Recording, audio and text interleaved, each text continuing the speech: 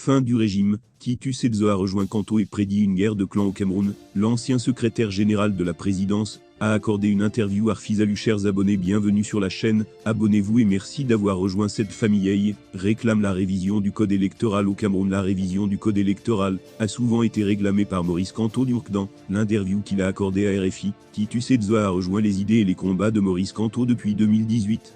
Il s'agit notamment des revendications concernant le code électoral. La Constitution de 1996 a limité les mandats.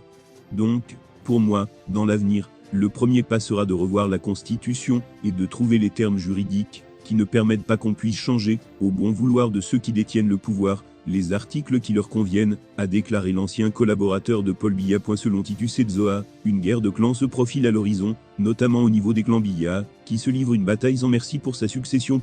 Une violente guerre dans le sérail peut arriver. C'est une possibilité, parce qu'il y a des clans qui naissent de partout et de nulle part. Et déjà du vivant du président de la République, il chante la victoire. Je considère tout cela comme des élucubrations, je ne voudrais pas être un devin, ou jouer à Cassandre.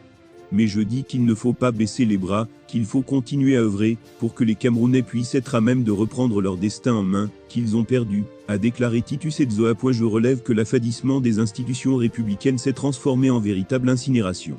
L'État a perdu sa fonction de protecteur, de sécurité. Et en plus de cela, la société est corrompue. C'est une corruption qui est comme organisée. Donc, on est tétanisé, a-t-il renchéri. Maurice Kanto a souvent réclamé des réformes électorales au Cameroun.